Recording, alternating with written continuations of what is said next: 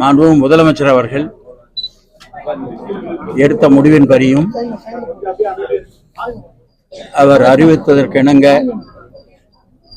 இன்றைக்கு பொங்கல் பரிசு தொகுப்பு தமிழ்நாடு முழுவதும் கொடுப்பதற்கான ஏற்பாடு செய்யப்பட்டு மாண்பு முதலமைச்சர் அவர்கள் தொகுப்பு கொடுப்பதை துவங்கி வைத்திருக்கிறார்கள். அதைத் தொடர்ந்து எல்லா கடைகளிலும், ரேஷன் கடைகளிலும் இந்த தொகுப்பை கொடுப்பதற்கான நடவடிக்கை எடுக்கப்பட்டிருக்கிறது. நம்முடைய ஈரோடு மாவட்டத்துடைய சார்பாக பொங்கல் தொகுப்பு இப்பொழுது கொடுக்க துவங்கி எல்லா இடத்திலையும் கொடுக்க ஆரம்பித்திருக்கிறார்கள். மொத்தமாக நமக்கு இருப்பது 1212 ரேஷன் கடைகள் இருக்கிறது. அதில் அனைத்து பிரிவையும் சேர்த்து 7,66,058 பேருக்கு இந்த தொகுப்பு இன்றைக்கு வழங்கப்படுகிறது. குறிப்பாக 1 கிலோ பச்சரிசி, 1 கிலோ சர்க்கரை, ஒரு முழு கரும்பு, அடுத்தது மொத்தமாக அனைவருக்குமே 1000 ரூபாய் என்ற அந்த வகையில் இன்றைக்கு கொடுக்கப்படுகிறது. நம்முடைய மாவட்டத்திற்கு மட்டும் 84,87 லட்சம் செலவாகிறது. மொத்தமாக தமிழ்நாடு முழுவதும் எடுத்தால் ஏறத்தாழ 6,64 லட்சத்தி தமிழ்நாடு முழுவதும் எடுத்தால் 2,19 லட்சத்தி, அதாவது சுமார் 2,20 லட்சம் குடும்ப அட்டைதாரர்களுக்கு இந்த தொகுப்பு வழங்கப்பட்டிருக்கிறது. இதில் பொதுமக்கள் நாங்கள் பார்த்தவரை மிகுந்த மகிழ்ச்சியோடு இருக்கிறார்கள். முதலில் உத்தரவு போட்ட பின்னால் நிதிநிலையின் நிலையை கருதி அதிகாரிகள் மட்டத்தில் கொஞ்சம் சில கட்டுப்பாடுகள் விதிக்கப்பட்டிருந்தது. மாண்பு முதலமைச்சர் அவர்களுடைய கவனத்திற்கு வந்த உடனேயே நேற்றைய தினம் அனைத்து அதிகாரிகளையும் அழைத்து கடந்த ஆண்டு எப்படி கொடுத்ததோ அதே போல எந்த ஒரு ரேஷன் அட்டையும் தவிர்க்கப்படாமல் கொடுக்கப்பட வேண்டும் என்று நேற்று சொன்னது மட்டுமல்லாமல் அப்பொழுதே அறிவித்தார்கள். அறிவித்துவிட்டு இன்றைக்கு காலையிலே கூட அது மாதிரி கொடுக்கப்பட்டிருக்கிறதா என்பதை அவர் கண்காணித்து விசாரித்துக் கொண்டிருக்கிறார்கள். எனவே அந்த வகையில் பொதுமக்கள் மிகுந்த மகிழ்ச்சிக்கு ஆளாயிருக்கிறார்கள் என்பதை இந்த நேரத்திலே நான் தெரிவித்துக் கொள்ள விரும்புகிறேன்.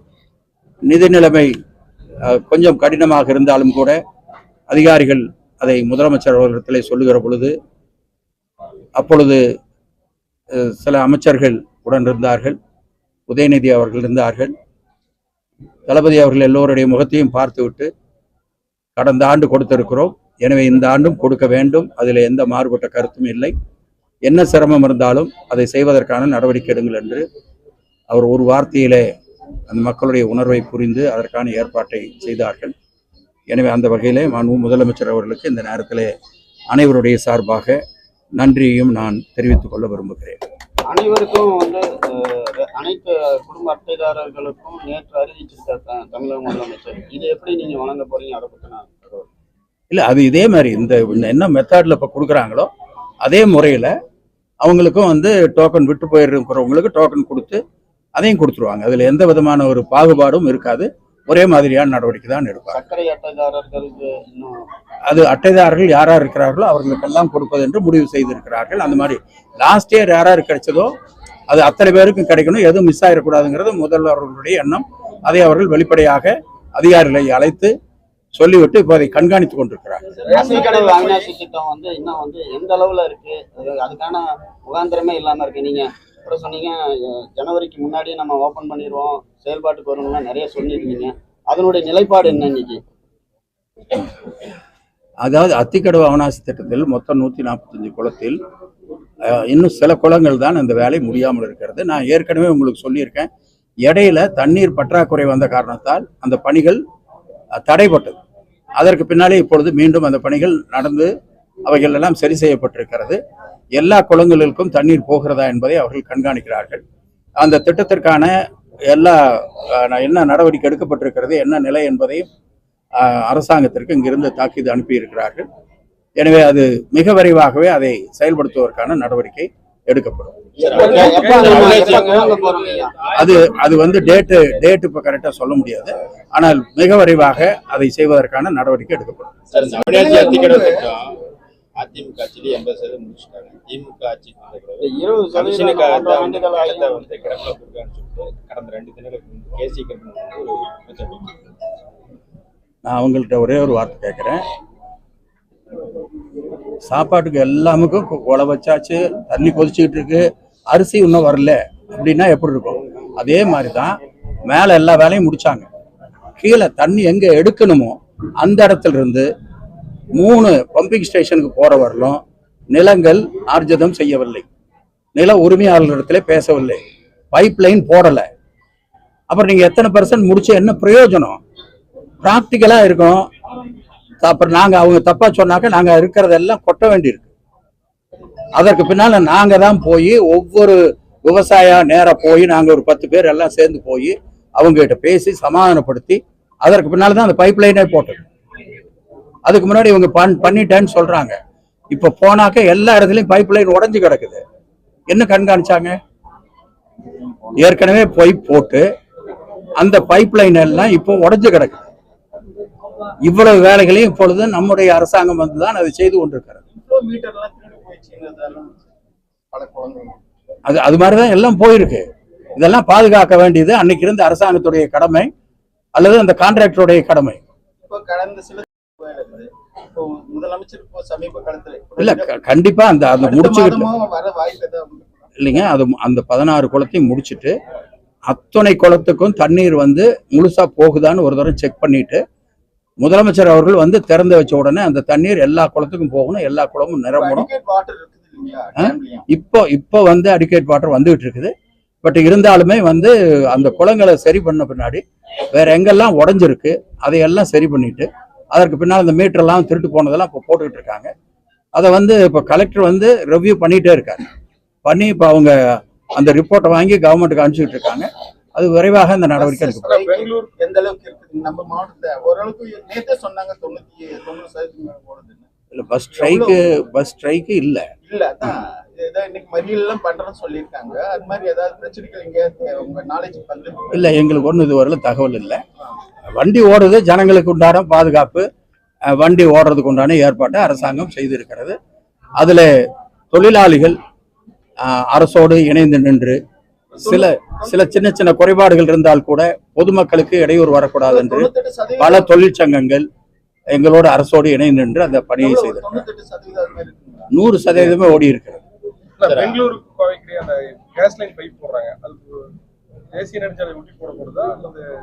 இல்ல, அதாவது ஏற்கனவே வந்து மாண்பு முதலமைச்சர் அறிவித்திருக்கிறார்கள். நம்முடைய நாடாளுமன்ற உறுப்பினர்கள் அதே போல விவசாயிகள் பேசி இருக்கிறார்கள்.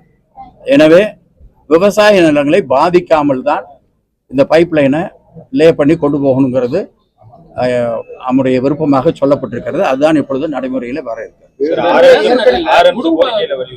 கூட்டு குடும்பமா இருக்கிறாங்க. அவங்களுக்கு வந்து நம்ம 1000 ரூபாய் கொடுக்குறது ரொம்ப இதா சொல்லி எல்லாம் பேசிட்டு இருக்காங்க. இல்ல, அது வந்து இப்ப ரேஷன் கார்டு தான் கணக்கெடுக்க முடியும். ஒரே ஒரு கார்டு தான் இருக்குது. இல்ல, ரேஷன் கார்டு தான் கணக்கெடுக்க முடியும். அவங்க வந்து எப்படியாச்சும் மறுபடியும் வந்து எதிர்காலத்துல கார்டு வாங்கிக்கிறதுக்கு உண்டான நடவடிக்கை எடுக்கணும். நம்ம அந்த கணக்குக்கு போனோம்னா உங்களுக்கு தெரியும், பிராக்டிகலா அது கஷ்டம். அப்புறம் நேற்று டிடிவி வந்த போது 6.64 லட்சம் கோடி முதலீடு ஈடுபட்டுள்ளதுன்னு அரசு சொல்லுது.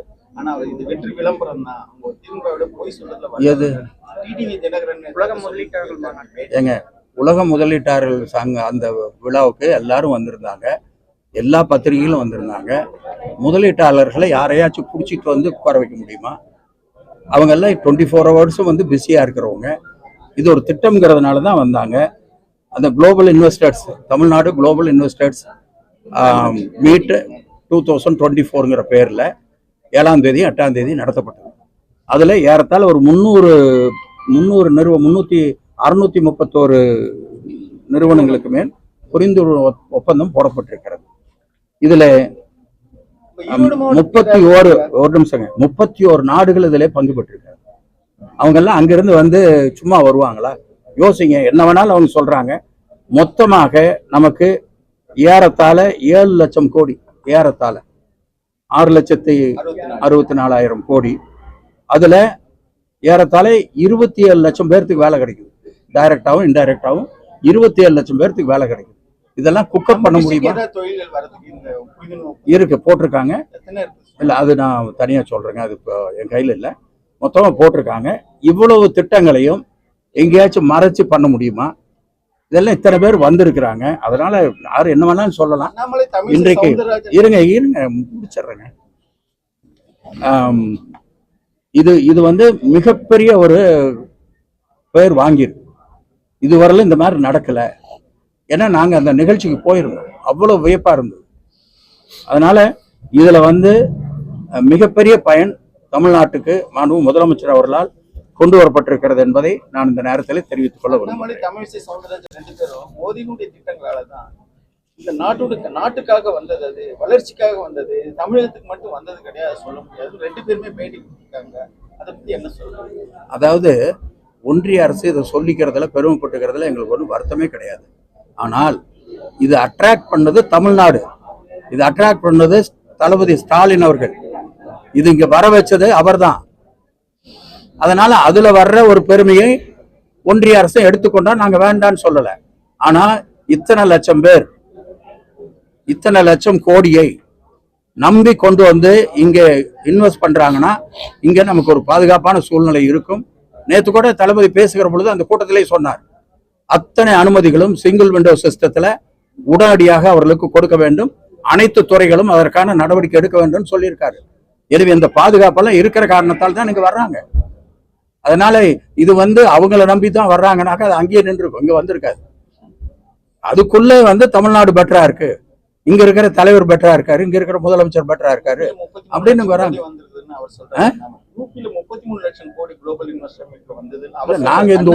நாங்க இந்த ஒரு கூட்டத்தில் நடந்தது தான் சொல்றோம். வரிசையா கணக்கு போட்டு சொன்னா இன்னும் அதிகமா இருக்கும். ஏன்னா ஏற்கனவே 2-3 முறை நடந்திருக்கு. அவர் மொத்தத்தை சொல்றாரு, நாங்க ஒரு மீட்டில் நடந்தது சொல்றோம். அண்ணாமலை ஒரே 8.25 லட்சம் கோடி கடன்ல வந்து தமிழகம் தத்தளித்து கொண்டிருக்கிறது. அதை பத்தி கவலைப்படலன்னு அவர் சொல்றாரு. ரைட்டு, மழை பெய்யுது, நாங்க ஏற்பாடு பண்ணதில்லை, ஒரு இயற்கை பேரிடர், அதுல தமிழகம் தத்தளித்த பொழுது ஏன் யோசிக்கல? அப்புறம் எங்களுக்கு வந்து செலவு ஆகாம என்ன ஆகும்? அதையும் நீங்க கேட்கலாம்ல. சரிங்க, அடுத்தது சொல்லுங்க சார். ஆர்எம்எஸ் கோரிக்கையுடைய டிரான்ஸ்போர்ட் ஊழியர்கள் 2 நாளா போராட்டம் பண்ணிருக்காங்க. நேற்று செய்தியாளர் சொல்லியிருக்க இவங்க டிரான்ஸ்போர்ட் ஊழியர்களுக்கே கொடுக்கறது காசு கிடையாது, ஆனா அவங்க சில செய்யறாங்க, ரேலி நடத்துறாங்க, இந்த கார் ரேஸ் இதெல்லாம் நடத்துறாங்கன்னு சொல்லிட்டு இவங்க ட்ரெஸ்ஸரியில் இருக்க பணத்தையே அவங்களால கொடுக்க முடியல அப்படின்னு சொல்லி. இல்லை, அதாவது இது வந்து இந்த 2 ஆண்டு 2.5 ஆண்டுக்குள் தேங்கிய பிரச்சனை அல்ல. நீண்ட நாட்களாக ஒரு 10-15 ஆண்டுகளாக இந்த பிரச்சனை தேங்கி போயிருக்கிறது. எனவே அதை படிப்படியாகத்தான் சரி செய்ய முடியும் என்பது எல்லோருக்கும் தெரிந்த விஷயம். ஆனால் கண்டிப்பாக இதற்கு ஒரு நிவாரணம் ஏற்படுத்த வேண்டும் என்பது முதலமைச்சருடைய எண்ணமாக இருக்கிறது. மாண்பு அமைச்சர் அவர்களும் அதற்காகத்தான் முயற்சி எடுத்துக்கொண்டிருக்கிறார். எனவே இதுல ஒரு எதுல வேணாலும் குற்றச்சாட்டாக சொல்லிவிடலாம். இதெல்லாம் சுமையாக விட்டு போன பிரச்சனைகள். நீங்க வந்து இப்போ சென்னையில் நடந்ததே பார்த்தீங்கன்னா 47 வருஷத்துக்கு முன்னாடி தான் இந்த மாதிரி மழை வந்ததுன்னு சொல்றாங்க. அப்போ எவ்வளவு பெரிய பிரச்சனை. அதே மாதிரி தூத்துக்குடி போனீங்கன்னாக்க 150 வருஷத்துக்கு முன்னாடி தான் இந்த மாதிரி பிரச்சனைன்னு சொல்றாங்க.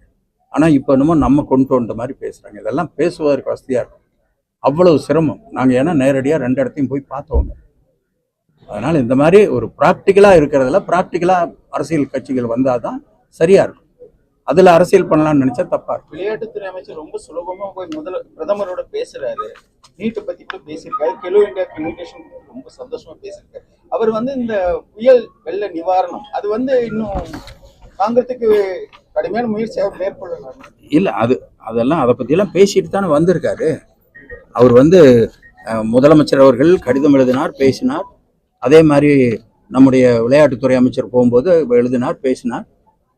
அதெல்லாம் பேசிட்டு தானே வந்திருக்கிறாங்க. அடுத்தது அந்த கேலோ இந்தியா இது வந்து வண்டி இப்போ போயிருக்கு, எல்லா டிஸ்ட்ரிக்டும் வந்திருக்கு. இதுல வந்து இப்ப என்ன சொல்றாங்கன்னாக்க மொத்தமா வந்து டிஸ்ட்ரிக்ட்ல இருந்து பார்ட்டிசிபேட் பண்றாங்க டைகர்ஸ் என்ன சொல்லுங்க. அது அந்த இது இல்லை, நான் கேட்டு சொல்றேன். மொத்தமா 26+1 27 விளையாட்டுகள். அதுல சிலம்பம் புதுசாக நம்முடைய விளையாட்டுத்துறையினுடைய அமைச்சருடைய முயற்சியின் காரணமாக சிலம்பம் அதில் சேர்க்கப்பட்டிருக்கு. 36 மாநிலங்கள் இதில் பங்கேற்கிற ஒரு நிலை இருக்கிறது. 4 இடத்துல நடத்த இருக்கிறார்கள். இது 19ஆம் தேதியிலிருந்து 31ஆம் தேதி வரை இது நடக்கிறது. இது மாதிரி இருப்பதை நாம் ஊக்குவித்து செய்கிறோம். இப்போ நாம் வந்து விளையாட்டுத்துறையில் பல நடவடிக்கைகளை முதலமைச்சர் அவர்கள் எடுக்கிறார்கள். அதற்கு ஒரு முக்கியத்துவம் வர வேண்டும். எப்படி படிப்புக்கு முக்கியத்துவமோ அதே போல விளையாட்டுக்கும் வர வேண்டும் என்பது முதல்வருடைய எண்ணம். எனவேதான் உதயநிதி அவர்களை அதற்கு பொறுப்பாக போட்டு இன்னைக்கு அவர் பல நடவடிக்கைகள் எடுத்து விளையாட்டுத்துறையில மேலே கொண்டு வருவதற்கான அனைத்து நடவடிக்கைகளையும் எடுத்திருக்கிறார். அந்த கெயில் பைப் பிரச்சனை பாதிக்காதுன்னு சொன்னீங்க. ஆனால் கடந்த ஒரு 5 நாளைக்கு மேலே விவசாயிகள்லாம் முற்றுகையிட்டு ஆர்ப்பாட்டம் பண்ணி அவங்க திரும்பி போயிட்டாங்க. பைப் லைன் எங்கள் இதாக வழியாத்தான் தோட்டத்துடையத்தான் இல்லை, அதாவது எங்களுடைய எண்ணம் முதலமைச்சர் அவர்கள் தேர்தலுக்காக வந்தபோது அறிவித்தது, சித்தோட்டில் அறிவித்த பொழுது அது வந்து ரோடுல அந்த மாதிரி தான் போகணும். விவசாய நிலத்திற்குள் முடிந்தவரை போகாமல் பார்த்து கொள்ள வேண்டும் என்பதுதான் அவருடைய எண்ணம். அந்த மாதிரி ஏதாச்சும் தனிப்பட்ட ஒரு இடத்துல இருந்ததுனாக்க அதில் என்ன காரணங்கிறத பார்த்துட்டு அதற்கான ஏற்பாட்டை அந்தந்த மாவட்ட நிர்வாகம் நடவடிக்கை நெடுஞ்சாலையை ஒட்டி தான் போகணும். அதுக்காகத்தான் நம்மளும் சொல்லியிருக்கோம். இப்போ எங்கேயாச்சும் ஒரு இடத்துல 2 இடத்துல இந்த மாதிரி நடந்ததுன்னா அது என்ன காரணங்கிறத பார்த்துட்டு அதற்கான நடவடிக்கை எடுக்கணும். இந்த பவர் கிரிட் கார்பரேஷன் போடுறதுல கூட 4000 ரூபாய் இன்னும் மாவட்டங்களை கொடுத்தா இந்த மாவட்டம் இல்ல, அது வந்து அந்த மாதிரி இருப்பது எங்களுக்கு தகவல் வருகிற பொழுது அது மேல நடவடிக்கை அது வந்து இது கூட சொன்னாங்க. அதெல்லாம் அதுக்கான நடவடிக்கை நாங்கள் கண்டிப்பாக